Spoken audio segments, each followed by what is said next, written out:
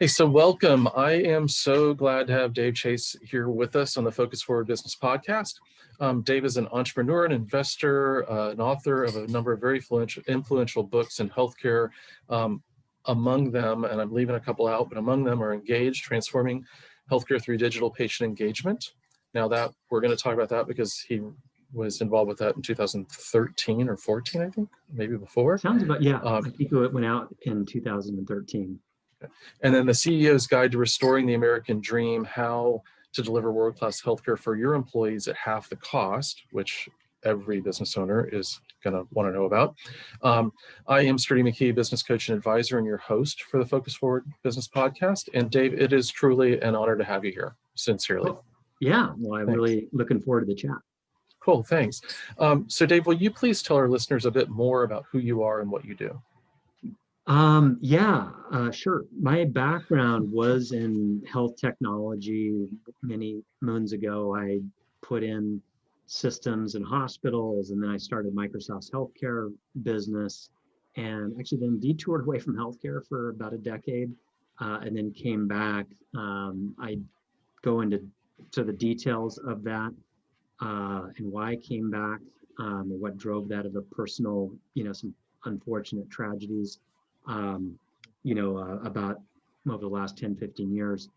And then long story short, started Health Rosetta, which is it's a movement, it's a blueprint, it's an organization, there's some technology there.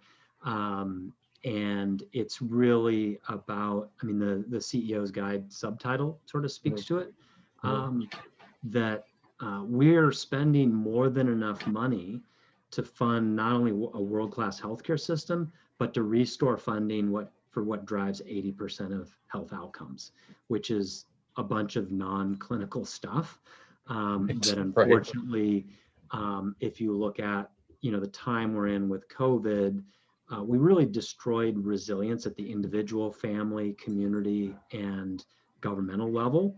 And you don't have to come up with some complex hypothesis. It's a direct line from getting underfunding in these things because healthcare, stole it. Not actually care. I always say healthcare is not expensive. Right. Clinicians are only getting 27 cents of every dollar. It's what's expensive is profiteering, administrative bloat, price gouging, fraud.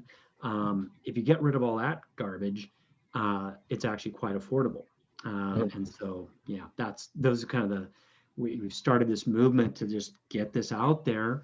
And I didn't have to dream this stuff up. It's out there. It's been working. Maybe the short answer to that question is just, I'm Johnny Appleseed. Like it. Don't worry about it. I'm just hoping for no fire trucks today as they go by. So you've been involved in the founding of quite a number of businesses. How did you get started in business in the first place, and which one was your first? Yeah, I guess it depends on your definition of starting a business. I delivered newspapers and mowed lawns, if you want to go back that far. That's important. Flung pizzas, cut a lot of fruit in a national park, working in Glacier National Park, did moped delivery in Seattle, worked at the Golf Country Club, well, everything. But if you're talking about kind of post, college type of stuff. I was recruited out of school to work for what's now Accenture. And that was, I was alluding to earlier. Right. Essentially putting in IT systems and also helping with billing and accounts receivable and that type of thing. Cool. So Health Rosetta, tell us a little bit more about why you decided to start that, and both from kind of a movement perspective, but then also I want to know from more of the entrepreneur, perspective, would you have done anything differently in the beginning of that? Yeah, I mean, it was interesting. The kind of kickoff was I'd been on this scavenger hunt to find who'd cracked the code on healthcare. And my fundamental belief was, Americans are problem solvers, people around the world are problem solvers. And surely people had solved this problem. And you just start pulling on this string and you find amazing things. And bit by bit, you're like, oh my gosh, there's this whole parallel universe of different ways to pay for healthcare, different ways to deliver healthcare. And it's not just two people over in some, backwater doing it. It's happening. It's not mainstream. It's not the main way people are doing it. And it's better for everybody. I put everything through the Quadruple Aim filter. It was better for the caregivers, better for the patient, better for outcomes, and it costs less money. And on the other hand, the status quo is brutal for caregivers, record levels of burnout and suicide amongst clinicians, Addiction, yeah. terrible for patients, mediocre outcomes, lowest net promoter score of any industry is health insurance, lower than cable companies and airlines, pretty poor outcomes in the developed world. And of course, we're bankrupting the country doing it. So you have on the one hand, utopia and dystopia, and the other hand, dystopia. And it's just a marketing problem, right? Marketing problem of the century, because of course there's 3.5 trillion reasons protecting the status quo. And so as I puzzled over that, it became clear that this is a massive societal issue, massive societal problem.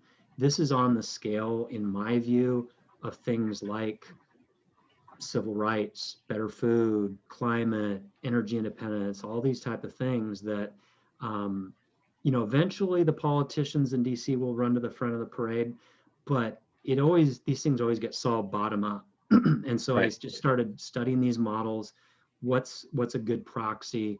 I would say probably the best analogy is that I could find was LEED, which is from the U.S. Green Building Council. It's basically how to have buildings built and operated more environmentally friendly. And I like that analogy because the built environment's kind of like healthcare. It's really local, really entrenched. There wasn't some magic day where all the old polluting buildings got raised and next day they're all magically green built. It was more the old waned over time, the new rose over time. And I'd found these solutions, which I called the health Rosetta, because healthcare is kind of indecipherable, like Egyptian hieroglyphics, and the Rosetta Stone decoded that. And I put it out there. I'm like, hey, somebody should run with this, and this is great. I'd kind of done my thing in my last company, and people are like, no, you should do it. I'm like, no, somebody else should do it. And seemed sort of hubristic to even try to tackle it. But at a certain point, a lot of reflection, and I realized, actually the things you need to do to have a prayer of any success, and it's far from a guarantee. Actually, I have pretty unique background. I've prior to this, done 2 large-scale industry ecosystem shifts. First, the shift from mainframe and mini computers onto the Microsoft platform, and later on, outside of healthcare, playing a leading role in mainstreaming digital advertising and media. And turns out there's a lot of the same things you do. You gotta prove it works. You've got to establish standards. You've got to educate people. These are the things, how these things disseminate. And if you look at how does Microsoft go from being a nobody, in the mid 90s in the enterprise, especially in healthcare, to just the de facto underlying platform. There's a lot of legwork of building out a tech ecosystem that worked really well. I mean, essentially what I had started there became the model for how Microsoft went after vertical markets. And by the time you fast forward today, there's 28,000 partners on Microsoft's platform just in healthcare globally. It's nearly a $3 billion a year business. None of these things are perfect analogies, but you pull from these things and realize, okay, how do we start tackling this? And we got to do it in a very different way, because these are 10, 20-year type problems, not, 12, 18, 24-month type problems. Right. And that's how, again, you have a prayer, far from a guarantee, but when everybody else is chasing their tail in 12-month cycles and public markets and what, a typical like carrier does, and you can play a 5, 10, 20-year strategy, again, you start to have a prayer. And that's what we're doing. Well, and you're bringing up a great point here too, because the time periods around adoption and really shifting a market are generally long. Yeah. We've seen, even the transition to cell phones and stuff took a while to go over, and then of course accelerate with the touch screen and all that kind of stuff. But I was fascinated, just to share with you, I was in an auto museum when I had a client visit a couple of years ago in Michigan, and went to this auto museum, and it was mostly around, Ford and Chevy and GM and all that stuff, right? One of the few foreign cars they had, though, was the first car. And the first automobile was made by Mercedes-Benz in 1886. Okay. And it fascinated me because the first cars you really saw in the museum that people were using of any type looked an awful lot like it. And we're talking 1904. Yeah. And it was 1912 before there was really any kind of mass adoption. And I'm like, something as revolutionary and as integrated into our society and just daily use as the car, the automobile, still took 30 years. Well, you think about the dynamic there. You had to have people who knew it. They're basically early owners had to know how to basically be a mechanic, let alone roads. They're designed for horses, not roads cars. Were a big deal. All those, and it's interesting, that a little different, but I've used this analogy recently of these type of plans that we're seeing disseminated now. Like, we've already had Lewis and Clark. Like, there's people who've been doing this for actually over 20 years. And then we've had the Oregon Trail. And that's mostly where we're at right now. But what we're trying to do right now, like with some of the technology we're building out, is we're laying some of the early tracks for the transcontinental railroad. Like, we're not at the, planes, not at the golden transcontinental spike planes yet. We need to just lay the tracks, like, and even with technology, people think about Instagram. I mean, there's some overnight successes once it's mainstream, but Facebook took a long time. I mean, it wasn't even close to being the first social network. Microsoft and the enterprise, it was basically, before it really started making real money inside of Microsoft, that was 10 years into when it was getting built. Now, some of that was before it even came to market.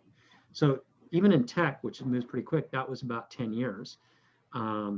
Lead, 10, depending on what you define as mainstreaming, it was a 10, 20-year journey. And so, I got to do something to keep me off the streets. So what else am I doing? So I may as well take on something. I mean, my family's happy, except when I talk too much about healthcare, like keeps me out of their hair. So why not tackle something that's, I knock on wood. Hopefully I live a long life, and I'm one that wholly believes in the, it's better to have a job than not have a job. But it's better to have a career than a job, but it's much better to have a calling than a career. And once you have a calling, it's the old cliche, you don't work a day in your life because you're loving what you're doing. And I remember having lunch with one of the leading cardiologists, came up with the artificial heart valve. He was 89 when we had lunch a few years ago. He's still going full bore and having a great time, so that's to me a good model to follow. And I got a few years to go before I'm that age. Yeah, I love it. And for the business owners out there too, I'm not the biggest Steve Jobs fan in the world, but there's a quote, I think it's in Scaling Up, or maybe Good to Great, I forget. But where he says it's amazing how many overnight successes happen after 20 years. Yeah, exactly. exactly. Just A like, lot yeah. of it. So stick to it if you're out there. So you just published a book and you might be developing a documentary. Yes. So can you tell us a little bit about those? Yeah. The book just came out called Relocalizing Health. And, it's premised on this idea that, health, like I sometimes talk about, like our healthcare system is the pre-Copernican view of the world where hospitals and carriers are the center of the health universe. That's not the case. Like the center of the health universe is mom, dad, home, neighborhood, community, and it fans out from there. Um, and and if you take a county like the one I live in, 250,000 people, um, my estimate is that at least if you look at all across all ages, we spend about $2.5 billion on healthcare. At least $1 billion of that is extracted out of our local economy for something that's fundamentally local. What's more local than an interaction between a patient and a PT, a patient and a doc, patient and a nurse? Yet there's all these other fingers in the pie, and people tend to think of retail or food when they think shop local, but like Mhm. health's local. And so it's basically lays out this 5-step process that I have on the back of the book. Maybe see here, my virtual background's messing with me. There you go. But it spells out local, and it's a straightforward process. And this is the way that bit by bit people not only slow the hyperinflation, but they actually reverse it. These organizations are spending 20, 40, even 60% is now the high water mark, 60% less with superior benefits. And so that's the book is about that. And it lays out where we're a fiercely nonpartisan group. And so we have this interesting mix of people, and I'm pretty in tune with what um, you know animates people and motivates them and all that. And there's a chapter that really goes into this concept of community-owned health plans. This is where we believe right and left meet ultimately. And and we define community in a broad sense. Today, a community is an employer or a union or something like that. Right. But those are really fractals in the larger whole of relocalizing health. And so that's that piece. And then, on the question of the documentary, very early in investigating this, but I even though, I have a TED talk, have a chat, a case study in the book about Rosen hotels, it still blows my mind that not everybody in America knows about this story. It is just, when you have a transformed health plan having a ripple effect leading into an 80% reduction in crime and a more than doubling of high school graduation rates, and on and on and on, like load and almost no teenage pregnancy. And this is and this has been going on for over 2 decades, well over 2 decades. It's not some flash in the plan. It is a microcosm of what we want. In fact, It could be. Yeah, the subtitle to the book is "The Future of Healthcare is Local, Open, and Independent," and we're following the system change model that the essence of it is you find these microcosms of success, and then the real challenge is how do you apply the necessary amount of maybe a little additional business know-how, maybe technology, maybe capital to massively replicate that. And so I go through the examples of how that was done in India to lift tens of millions of people out of poverty through microcredit, rural hospital development, slum improvement loans.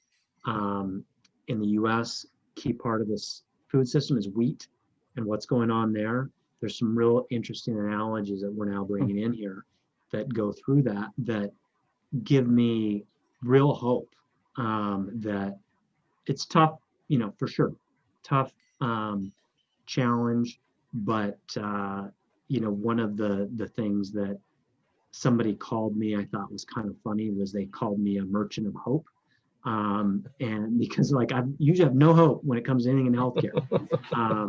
And so I put that on my LinkedIn because I thought it was funny. I'm a hope merchant. And that's true. There's successes out there, and there's a reason to actually be hopeful in an area that can be pretty depressing. Yeah, we've got to take action, right? I mean, all of us. So I love that. And I want to bring this back in because, you mentioned a couple of things. I don't think most people realize that 27%, right? 27 cents of the dollar makes it to the providers.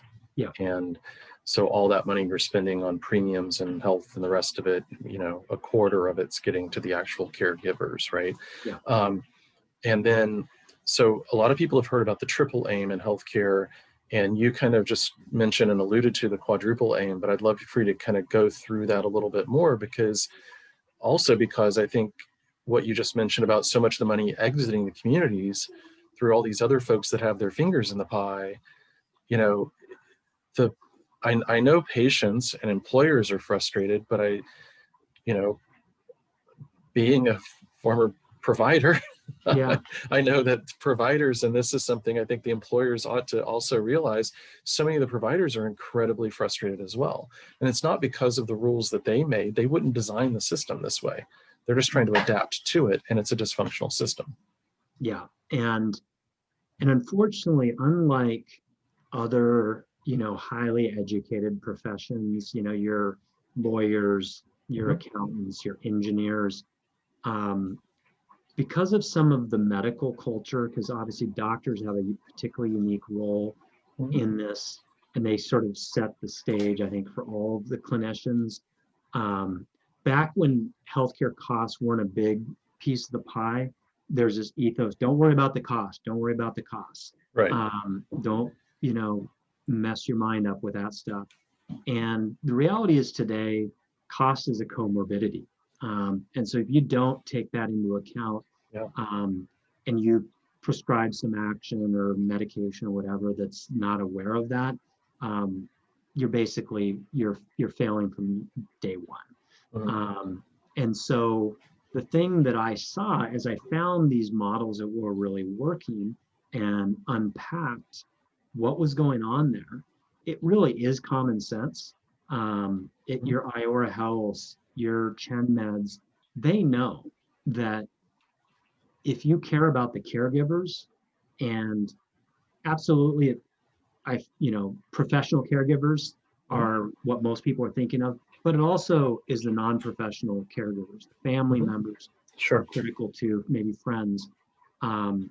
It's just common sense. You care for them, or conversely, you abuse them and you make them do 2 hours of paperwork for every 1 hour of, feels like grad time. school. Right. Yeah, that it's going to inevitably lead to anger, burnout, dissatisfaction, or worse.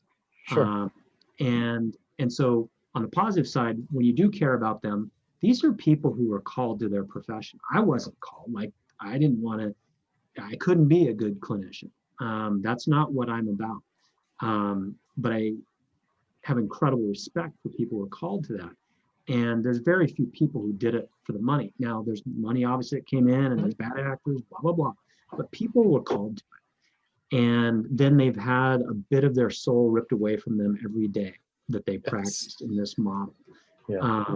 And so when you restore a sane setting, then it only stands to reason you're going to have a better patient experience. If their hand's not on the door trying to get out of the exam room in 7 minutes, primary care doc, or, interrupting every 28 seconds. You're going to naturally have that kind of magic happens where a doctor can't, other than, some trauma setting, but even the full recovery doesn't happen without the patient and probably their family and friends. So you get that partnership to happen, then it's only common sense that you're going to get better health outcomes.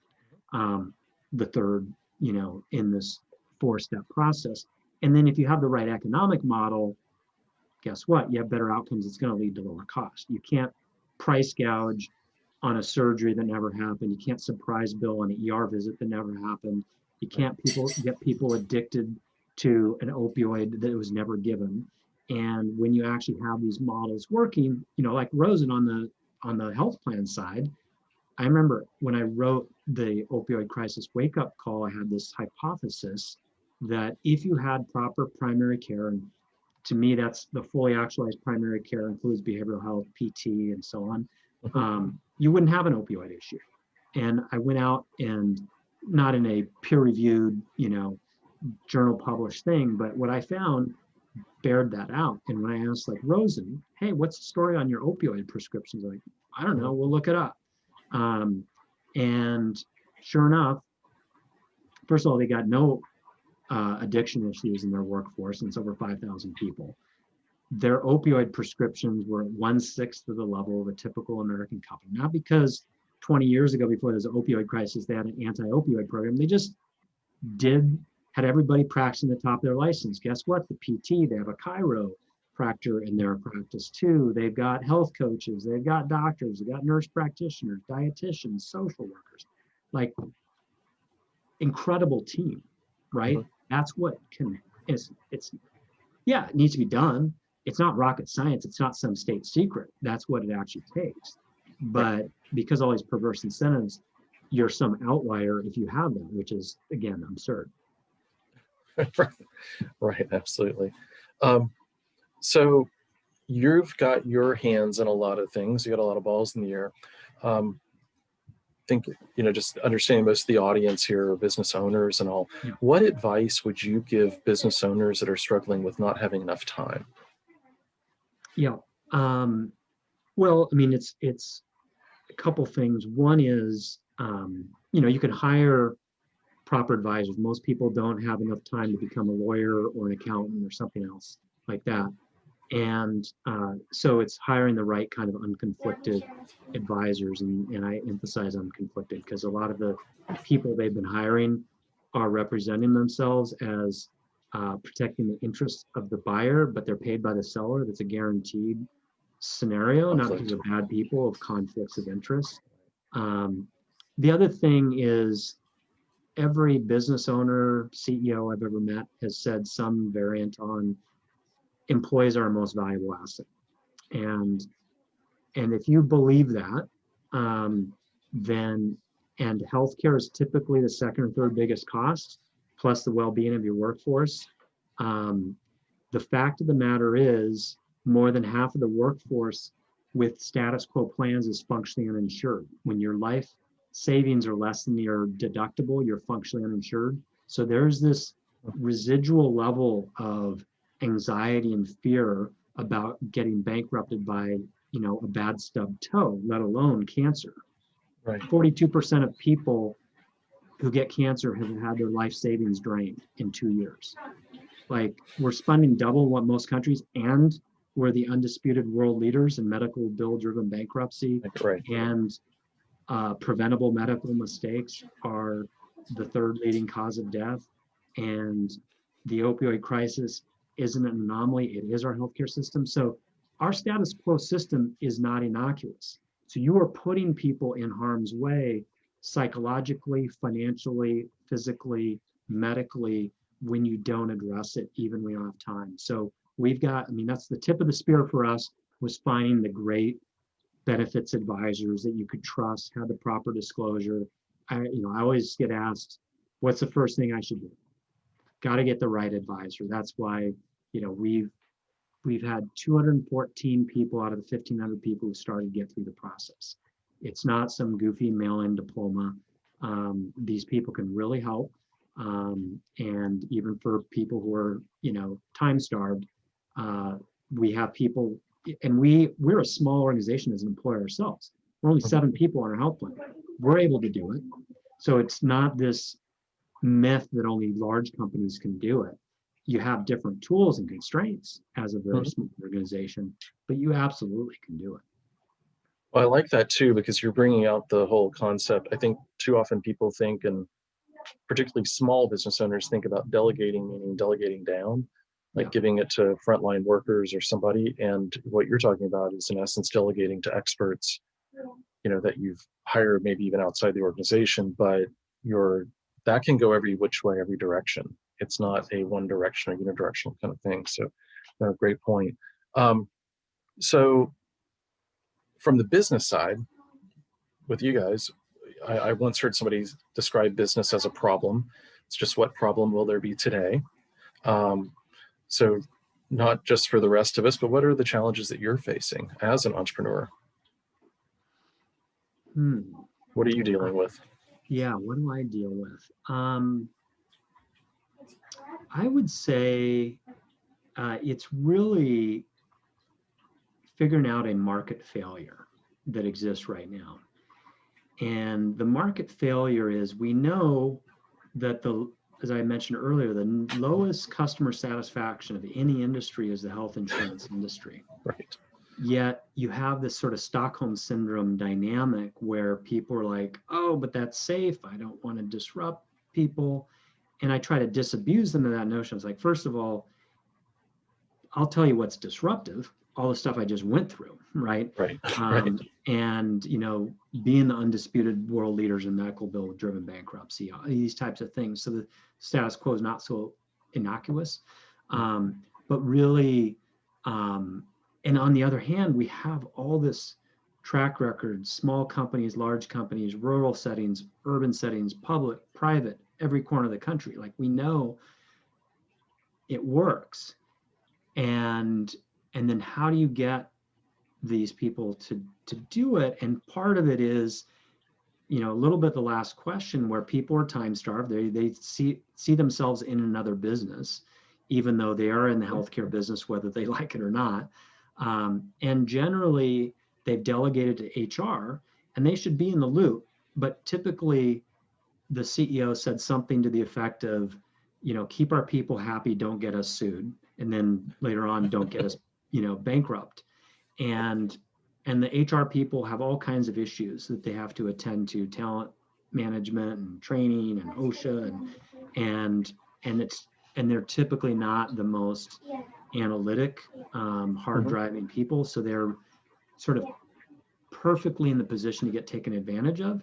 And back when it started, healthcare was a small thing, and the power of compound interest made it a big thing. And so there's this legacy. And so it's how do you overcome that market failure where we have this thing that's so much better for everybody, patient, business, clinician. We have this disaster on the other side, yet people are still kind of married to the disaster. And so that's what I puzzle over. I mean, that's one reason I do the books and exploring the documentary. That's why I consult to a popular TV show to sort of change the zeitgeist of, and the medical drama genre has shifted over the last 2 years because of The Resident on Fox. They're actually addressing the business of healthcare. So you see Grey's Anatomy and some of these other folks actually change. So that's not the silver bullet, but it's starting to get some people, particularly millennials, right? The largest generation in history. The oldest millennials now 40, right? They've left the invincible stage of life. They're having kids, they're having their own health ailments. Maybe they got elderly parents who are having health issues, and pretty much everything about a healthcare system is designed as a polar opposite of what they want and value. And so, again, another market failure where if we can address that, we can actually have something that they want and value. And guess what? Ultimately, all of us want and value generally what millennials want. They drove smartphones and social media and better food, so-called big food and big soda that had some of their worst earnings, thanks to millennials recognizing these, garbage they've been consuming isn't doing them any favors. And so that's really the conundrum. And so that's where some of the media comes in. But, that's conversation I was having an hour ago, right? We're having this discussion. Okay, how do we really unpack this buying journey? How do you get people to flip? Now, some people are ready, and we can help out. We just launched, we're sort of soft launched a program for employers. It's just an education program.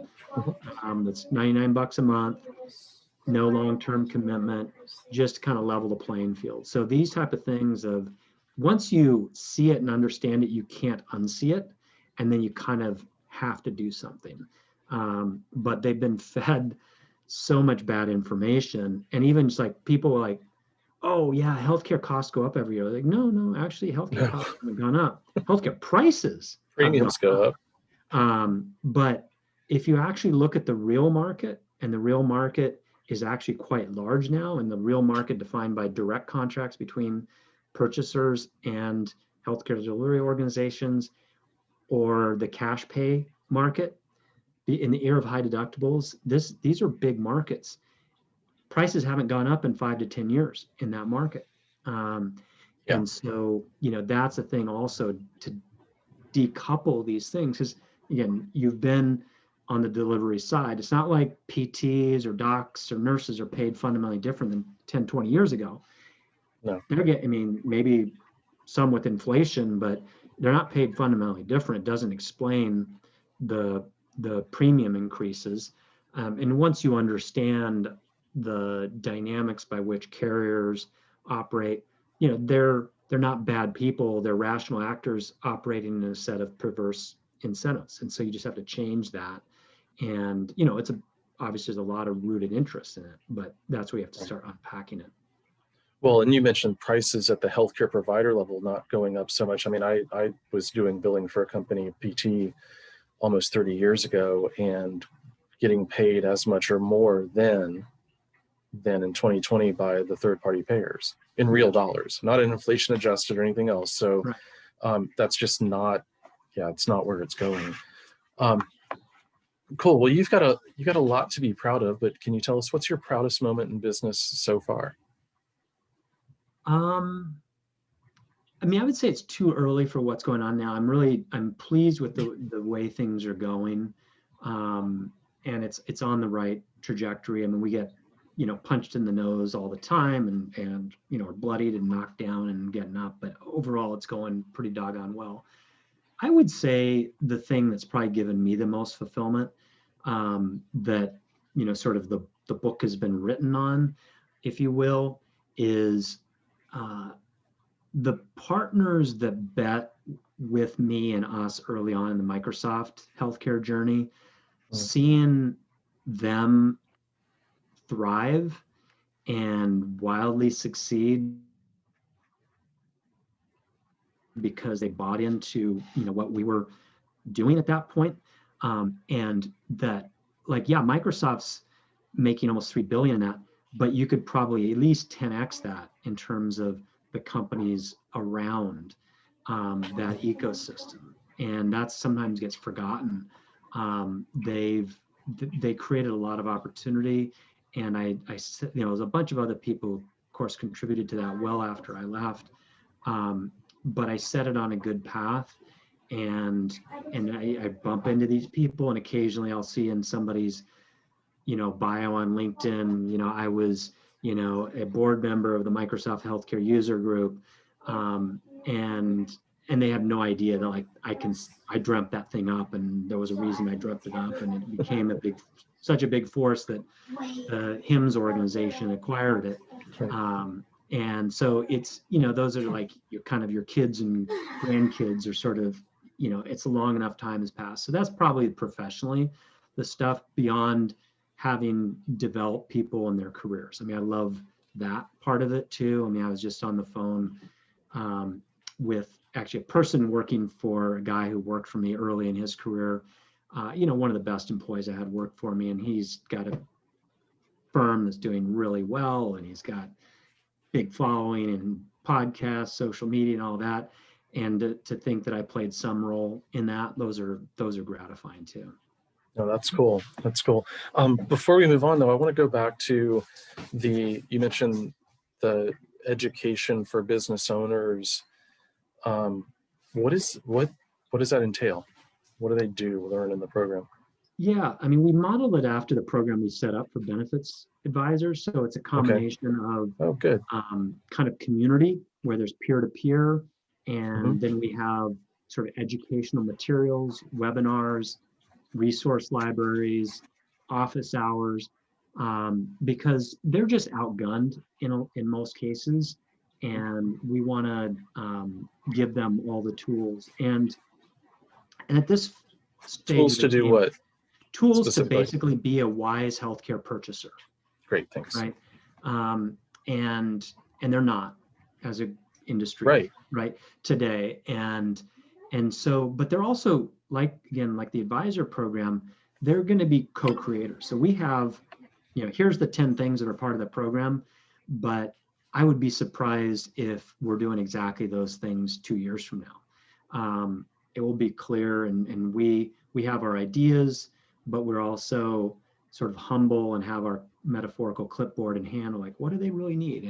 And like, the book that just came out, I've got a whole section on change management. It's not just about having the right puzzle pieces of the health plan. You can have the best design plan in the world, but if it's not thoughtfully integrated into how the organization works, it's going to fall on its face. And so those type of things, I suspect, will develop more there. And how do you get the whole organization on board, from the top levels of the company to the individual member, and actually by extension their spouse? Because a lot of times it's the spouse who's really feeling the brunt in a good or bad way of the health plan. So those type of things. No, it's a great point too, to think beyond just the people in your organization, but the people they're related to as well. Cool. So my experience, I keep running into very successful people who are still always learning. Our perception very often is, oh, they've made it, or they're here, or well, so what's the biggest thing that you've learned recently that you maybe wish you had learned 10 or 15 years ago? That's a good question. What would that be?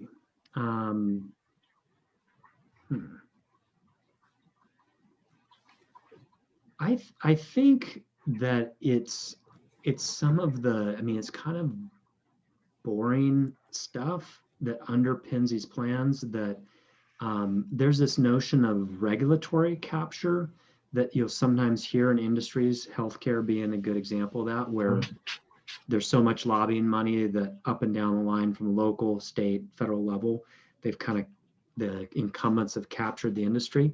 And that's a real thing. Just as much of a force is what I would call contractual capture. And so you kind of indirectly experience that, right? Particularly PTs, they're kind of one of the last to get fed at the table. So they get the table scraps, even though they're such high value. And the contractual capture is so deeply embedded at every level of contracting up and down the line that I didn't fully appreciate just how insidious that was. And there's probably entire buildings, the equivalent of entire buildings filled with attorneys working for carriers and PBMs, and that are just stacking the deck against everybody. And so understanding that and what to do about that is something that I had no notion of whatsoever as a person, even though I was in healthcare. And even as I started going down this health plan thing, because it was just follow the money. Like, that's kind of put me on this journey of like, there's all this dysfunction. You can get to the root cause if you ask why enough. And that's what led me to health plans, is just the way we purchase healthcare in this country is brain dead. That's the problem. And then why is that? I write about that in the books. And then what do you do about it? How do you reset? Right. And that's where it gets into all this, I hate reading contracts, and there's a reason I'm not a lawyer. But thankfully my co-founder is a lawyer and was a securities attorney at that, and understands fiduciary duty and understands these type of things. And so it's a nice combination there. So yeah, I'd say that's probably it's a very kind of wonky, in the guts type of thing. But if you want to change the industry, you have to change that whole contracting infrastructure at every level, between a provider and a network. There's all the things with the carriers, and then the different people who are like the birds on the hippo that feed off of that, and then what drives their behavior. It just goes on and on. And you have to just, the old Gordian knot, like the way that you slice a giant sword through that thing and do a reset, basically. What's to stop providers with, at least with a critical mass, a number of people from directly contracting with employers, particularly self-funded employers? Anything? Mainly it's will and knowledge, but sometimes Mhm. they have contractual restrictions themselves. And Sure. so again, there's always ways to work around it. And you see providers who have a particular restriction. Well, most most like particularly doctors practice under multiple tax IDs. And Mhm. so there can be other tax IDs that can be set up. So there's almost always a way if you have the will. But most have just surrendered and just like, Right. okay, I'm just gonna like bend over and take it, and or I'm gonna run out the clock and retire. You know what? I'm just gonna Mhm. leave clinical practice. I'm just fed up.